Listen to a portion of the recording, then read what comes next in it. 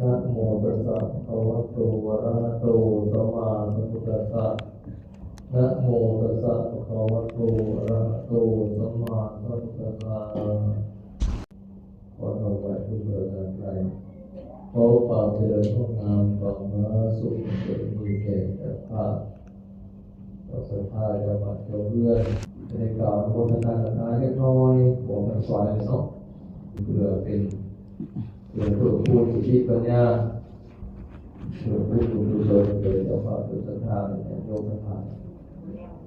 ถ้าเราทำที่เอามากล่าวนี่ก็คือเป็นว่าความสุขของข้าพเจ้าสี่อย่างกรุณาก็คือปลูกของเพื่อนหรือมีบาตรให้เพื่อนมีความสุขก็มีทั้งสี่ประการอย่างเงี้ยเรื่องความสุขมันเกิดจากการมีทรัพย์ตัวอย่างที่แล้วมีเงินมีคำมีเขามีของแต่ก็มีเรื่อง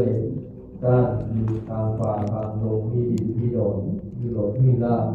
อะไรก็มีศัพท์อะไรเนี้ยก็สบายเนาะอะไรอย่างนั้นก็ได้นะมันมีแบบเกี่ยวกับความสะดวกอย่างนึงการเป็นอยู่การบริโภคใช้สอยการปัจจัยอันใดมันก็พอมีพอใช้เรียกว่ามันมีศัพท์มันมีความสะดวกอย่างนึงในการดำเนินชีวิตในสุขเกิดจากการมีทรัพย์เดี๋ยวเราบอกทางมีสีสุขเลยแต่ว่าหากมันมีแบบมีความสุขในการบริโภคการใช้สอยปัจจัยสี่มันเป็นผ่านเลยว่า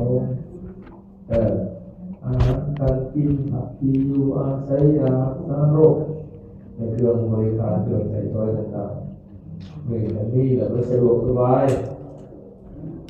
สองสุขเกิดจากการจ่ายทรัพย์ให้สอยจ่ายทรัพย์ของเราใส่เป็นประโยชน์ในทำเขาของเอาบทเรียกตนเองเรียกบุตรภรรยาตัดเสร็จกรรมกรต่อแทนผู้มีพระคุณต่อทับแขกบูชาเทวดาเสียพระดีแห่งรัฐตอนนี้เป็นต้นในใส่ทรัพย์ในทางดื้อในทางที่เป็นประโยชน์อันนี้ต้องสุขนะสุขเกิดจากใจทรัพย์ใส่ซอยแต่ใส่เป็นประโยชน์ได้มันมีความสุขทำบุญทำทานอะไรเป็นต้นอะไรแต่สามารถสุขอันเกิดจากการโมเป็นหนี้สินนี่ระวังไว้ก่อนดีกว่าแต่มีหนี้สินแล้วผมมีความสุขเลยเป็นโรยาวเพราะเป็นหนี้เป็นทุกข์ทั้งโลกนะถ้าเรามองวนเวียนได้กับพยานมีห้อขาอะไรก็ได้ยังไงก็พยายามพูดตรงนี้สิ่งที่ไม่ดีให้มันมีมันจะเป็นอย่างนี้มีแต่โอ้ยอย่างเจ้ามีตามตัวหลงเบียดหลงยืมเขาตามตรงมาเป็นจำนองจำนำโอ้ยเขาที่หน้าไหวในคนต่อท่านตัวที่มายืนรับทรัพย์แล้วของจำนำเขาเลยเป็นปัญหาเปลี่ยนข้อโต้เถียงกันหน่อยเรื่องที่เข้านี่แหละน่าจะเอาสุขกับเราเป็นโมเป็นดีในเป็นความสุขนั้นหายใจยังทำยังเล่นยังกับบนไหนพวงบนยากหรือว่าต้องมีมาตัดพวงเหมือนกันบนไหนเราเล่นยังเป็นความสุขอย่างหนึ่งสุขตัวที่สี่ก็คือสุขที่การประกอบการงานที่บ่มีโทษนี่การงานอย่างที่มีโทษคือการงานที่ไปแล้วผิดศีลผิดธรรมผิดกฎหมายบางเรื่องการมันจะบอกผิดกฎหมายบางเรื่องเลยครับโอ้มันเราละเว้นที่ยังไปกับคนที่ต่อผู้ตามท่านย่ำไหนนะมันก็มีกฎหมายยังอยู่ผิดกฎหมายยังรู้ใจนะมันก็มันจะเป็นโทษไปย่ำไหนนะผิดกฎหมายผิดศีลธรรมมีโทษเรื่องหน้าที่มีโทษอาชีพที่มีโทษมันก็เอาความสุขได้ยากต้องอาชีพที่บริสุทธิ์สุจริตผมมีศีลผิดธรรมผมมีกฎหมายบางเรื่องเรื่องการงานผมมีโทษ ยังไปใจมาใจกับเราเราเวทอยากถึงว่าเราปลูกกุ้งขังเนี่ยมีไม้จับไม้ปวดไม้โอดไม้จับหมูมีกับตัวอย่างหมูเป็นหมูพิษเด็กหมูพิษเป็นพวกเราแล้วยังมั้งมีความสุขกินเสร็จนอนแล้วใจมาใจกับหมูตัวอย่างเป็นที่ว่าเราปลูกกุ้งขังโดยตัวต้องไปในโลกมันหมูพิษทุกมันถือสิ่งถือข้ามถือต้นไม้ต่างเกิดนี่มีทำสี่ประการมีความสุขหรือคารวะหรือคารวะอันนี้ขาดตัวเล็กเอามาเก็บใครก็ปลูกนะในสี่ข้อเนาะเกี่ยวได้สุขเกิดจากการมีทรัพย์มีเงินมีข้าวมีของมีของสองสุขเกิดจากการจ่ายทรัพย์ในทางที่เป็นประโยชน์จ่ายทรัพย์ในทางที่ดีที่คือสามสุขเกิดจากการบ่เป็นหนี้สินบ่เป็นหนี้เป็นสินเพิ่นสี่สุขเกิดจากการประกอบการงานที่บ่มีโทษการงานที่สุจริตนะเอาในหลักต่อไปเป็นของที่อันนี้คือรับของเงินอีกแบบนึงที่เราต้องมีได้ของเราจะลดนะครับได้ปฏิบัติที่จะเริ่มในน้องมีความสุขในน้องมันเป็นไงเราต้องมีรักธรรมในการเราดำเนินชีวิตมันจะมีความสุขเป็นบางคนเราเห็นถึงมีแล้วทุกปีก็เพราะว่ามันเริ่มเป็นมีรักธรรมคุ้มครองบางคนด้วยเรื่องร้ายหวานร้ายเรื่องที่ตื่นยังไม่ได้นะตื่นออกตื่นห้องกันนะ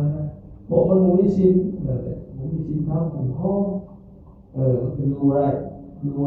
อย่างยืดวันคงเนี่ยเรามีรักกินรักทำคุ้มครองเป็นข่าวมาเนี่ยเราก็จะมีความสุขอย่างยืดวันคงเอาพอเอาหลักทุกประการใดทุกส่วนใดเนี่ยเราทำไปแล้วคุ้มครองเจ้าบ้านเจ้าบ้านเพื่อนผมเป็นญาติโยมทั้งหลายประสบพบถึงความสุขความเจริญในศีลในธรรมยิ่งขึ้นไปเป็นการเข้าถึงความสุขคือนิพพานคือสาธุภะคะวะโตอะระหะโตสัมมาสัมพุทธัสสะนะโมตัสสะภะคะวะโตอะระหะโตสัมมาสัมพุทธัสสะนะโมตัสสะภะคะวะโตอะระหะโตสัมมาสัมพุทธัสสะ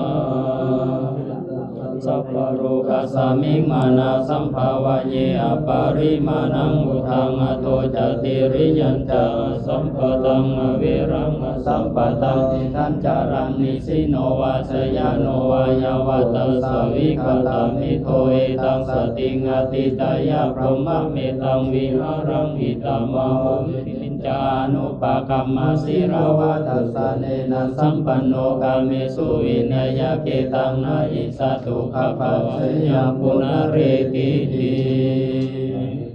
วัตสังขาราอุปาทวายตัมมิโนภัสสิตวานิรุสันติเตสังอุปาสโมสุโขจาวัตสังขาราอุปาทวายตัมมิโนภัสสิตวานิรุสันติเตสังอุปาสโมสุโขสังขาราอุปาทวายตัมมิโนภัสสิตวานิรุสันติเตสังอุปาสโมสุโขมารันติจามาริสุจามาริสะเรตเทวะหังมาริสะเมนะติเมตสังไสยโยเตสิวิตังยาวานิพานังสารนังคัสสามิธัมมังอายุวัตตนังเตสิวิตังยาวานิพานังสารนังคัสสามิสังฆังอายุวัตตนังเตสิวิตังยาวานิพานังสารนังคัสสามิตุติยมปิพุทธังอายุ ยุวัตนังเตชีวิตังยาวนิพานังสารนังคัสสามิทุติยมปิธัมมังอายุวัตนังเตชีวิตังยาวนิพานังสารนังคัสสามิทุติยมปิสังฆังอายุวัตนังเตชีวิตังยาวนิพานังสารนังคัสสามิตติยมปิพุทธังอายุวัตนังเตชีวิตังยาวนิพานังสารนังคัสสามิตติยมปิธัมมังอายุวัตนังเตชีวิตังยาวนิพานังสารนังคัสสามิตติยมปิสังฆังอายุวัตนังเตชีวิตังยาวนิพานังสารนังคัสสามิโกภะคะวะอะระหังสัมมาสัมพุทโตวิสสาจารณสัมปันโนสุขโตโลกวิโตอนุตตโรปุริสธรรมสารติสัทธาเทวมนุสสานังพุทโธภะคะวะติสวากขาโตภะคะวตาธัมโมสันติติโกอาคาลิโกเอหิปัสสิโกโอปนายิโกปัจจตังเวทิตาโพวินโยหิติสุปฏิปันโนภะคะวะโตสาวกสังโฆสุปฏิปันโนภะคะวะโตสาวกสังโฆยายะปฏิปันโนภะคะวะโตสาวกสังโฆสามีจิปฏิปันโนภะคะวะโตสาวกสังโฆญาติตังจตาริปุริสายุคานิอัตตาปุริสาบุคาราเอสาภะคะวะโตสาวกสังโฆอาหุนายโยปาหุนายโยทักขินายโยอัญชริกรณิโยอนุตตรังปุญญังเขตังโลกัสสาติสรณังอัญญังพุทโธเมสรณังวรังเอเตนะสัจจวัสเสนะโหตุเตสยมังคารังนัตถิเมสรณังอัญญังธัมโมเมสรณังวรังเอเตนะสัจจวัสเสนะโหตุเตสยมังคารังนัตถิเมสรณังอัญญังสังโฆเมสรณังวรังเอเตนะสัจจวัสเสนะโหตุเตสยมังคารัง